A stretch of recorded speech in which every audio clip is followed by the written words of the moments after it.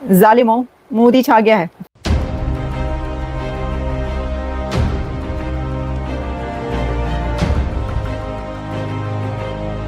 प्रधानमंत्री मोदी विदेश दौरे पर साइप्रस पहुंच गए हैं, जहां पर उनका जोरदार स्वागत किया गया। रेड कार्पेट बिछा करके मोदी का ग्रैंड वेलकम किया गया।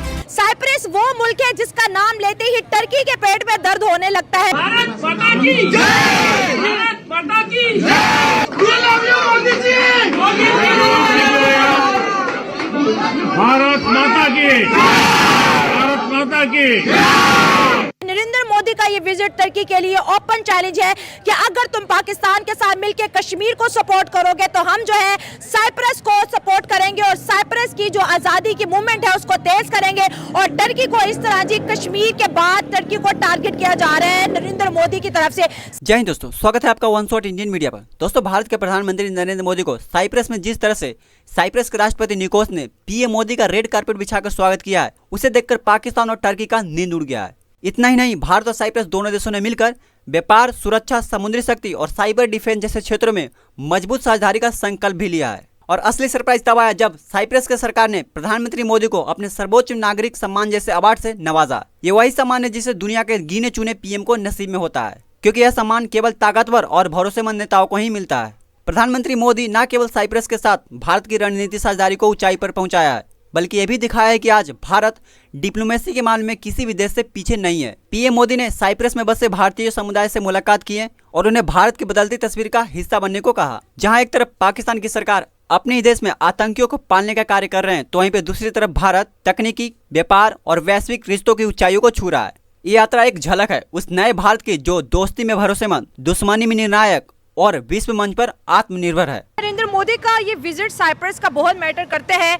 खुल्ला टर्की को धमकी है कि भाई अगर तुम पाकिस्तान के साथ मिलके कश्मीर के मामले में यूनाइटेड नेशन में जाके आप जो है तकरीरें करेंगे तो हम जो है बात करेंगे नॉर्थर्न साइप्रस की, जिसको टर्की ने ऑक्यूपाई किया हुआ है, और साथ साथ वो साउथर्न साइप्रस जो कि एक आइलैंड है, बहुत छोटा सा है, हम उसके साथ जो है कोऑपरेशन बढ़ाएंगे, हम उसके साथ डिफेंस कोऑपरेशन बढ़ाएंगे, हम जो है साइप्रस को स्ट्रेंथन करेंगे। और साइप्रस की स्ट्रेंथ सीधा धमकी है टर्की को कि टर्की की आर्मी और टर्की फिर वहां पर टारगेट होगी। देखिए जी, बिल्कुल एक तरीके से ये बात है, लेकिन मैं जहाँ तक मेरी अंडरस्टैंडिंग है, हाँ। आपकी जो जियोग्राफिकल पोजीशन है ना, वो बहुत मैटर कर रही होती है जी। फॉर एग्जांपल अब इंडिया, पाकिस्तान और कश्मीर ये इंटरलिंक्ड है, इनका एक शेयर्ड बॉर्डर है, ठीक है। टर्की की बात करें, साइप्रस की बात करें, इंडिया की बात करें, उनके बॉर्डर शेयर्ड नहीं है।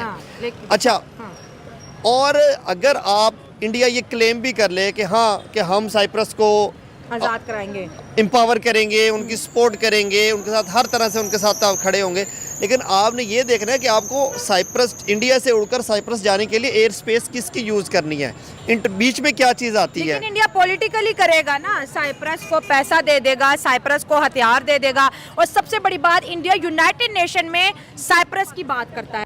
20 साल के बाद कोई Indian leader, last time Atal Bihari Vajpayee Cyprus गए थे, ठीक है जी, और इससे पहले कहा जाता है कि जवाहरलाल नेहरू जो हैं वो गए थे।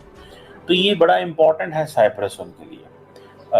साइप्रस इसलिए इम्पोर्टेंट है बिकॉज हमेशा साइप्रस जो है वो उसने इंडिया की जो मेंबरशिप है यूएन सिक्योरिटी काउंसिल की, उसको हमेशा वेलकम किया है, सपोर्ट किया है, बैक किया है। उसने हमेशा इंडिया की जो India US civil nuclear agreement है उसमें सपोर्ट करता रहा, आईईए में सपोर्ट करता रहा। So Cyprus is a country which has been helping and promoting India a lot. Turkey का स्टिल बाइकआउट चल रहा है, उनकी प्रोडक्ट्स का बाइकआउट, उनकी एयरलाइन का बाइकआउट, जो एजुकेशनल सेक्टर के अंदर एमओयू साइन थे उनका बाइकआउट, और इस वक्त जो है टर्की को 4000 बिलियन, ये ठीक है, ये एक्यूरेट, इतना जो है उनको लॉस हो चुका है, ठीक हो गया। अब आप क्या समझते हैं कि टर्की पाकिस्तान के साथ लिंक करता है तो इंडिया उसका बाइकआउट करता है और ये स्टिल इसी तरह ही रहेगा? आई थिंक इसमें दो चीज़ों को ना रिलेट किया जा रहा है। पहली नंबर पर बात यह है कि हमें ये मान लेना चाहिए कि भाई जो अब जिस सेंचुरी में हम रह रहे हैं ये इकोनॉमीज़ की है, और ये जो बाइकआउट होता है ये किसी को वो मारने से ज़्यादा स्ट्रॉन्ग होता है। आप किसी को जान से मार दे वो वन टाइम इवेंट है, लेकिन आप किसी को भूखा करके मारें वो हर सेकेंड में मरता है। तो अब आप किसी की प्रॉस्पेरिटी, किसी के साथ ट्रेड एक्सपोर्ट वो आप रोक लेते हैं तो आपकी करेंसी जो ऑफशोर जा रही है, ट्रेड हो रही है, वो सारी चीज़ें रुक जाती हैं। तो इस वजह से बहुत बड़ा स्ट्रॉन्ग प्रेशर आता है इन चीज़ों का। तो इंडिया अगर ये काम कर रहा है तो अगेन ये उनकी अपनी एक पॉलिसी है और वो अपने दुश्मन को ये जो समझते हैं उनको एक स्ट्रॉन्ग मैसेज दे रहे हैं। तो नरेंद्र मोदी विजिट कर रहे हैं साइप्रस का। साइप्रस की स्टोरी जैसे आपको पता है कि टर्की जो है साइप्रस को रूल करता है, नॉर्थ पार्ट ऑफ साइप्रस, उसकी अपनी सॉवरेनिटी, अपनी इंडिपेंडेंस नहीं है। साइप्रस क्लेम कर रहा है कि हमें हमारी चीज़ दी जाए, लेकिन टर्की अभी उसके ऊपर नहीं है, उसकी ग्रिप है। टर्की तो कहता है ये एक आज़ाद कंट्री है और ये कोई जो है साउथर्न साइप्रस का हिस्सा नहीं है ना। असल में देखिए, आप एक्सप्रेशन जो होता है ना वो आप एक्सप्रेस इसी तरह से करते हैं। अगर हम कश्मीर की बात करते हैं तो आज तक इंडिया ने इस चीज़ को एडमिट करना पब्लिकली एक दफ़ा भी नहीं किया कि नहीं कश्मीर हम ऑक्यूपाई कश्मीर कहते हैं। वो कहते हैं this is the part of the India and the people of the Kashmir are very happy by being a part of the India. So they don't consider it as a independent state और as a independent country और whatever. तो ये बोला ऐसे ही जाता है, लेकिन exact situation क्या है, किस तरीके से वो लोग रह रहे हैं, उन लोगों के क्या थॉट्स हैं, उनके क्या बिलीव्स हैं, उनकी विल क्या है, बेसिकली उनके डेमोक्रेटिक राइट्स को सप्रेस किया जाता है या नहीं किया जाता, उनका जो फ्रीडम है, अपनी freedom to live as per their own constitution, ये चीज़ें अगर उस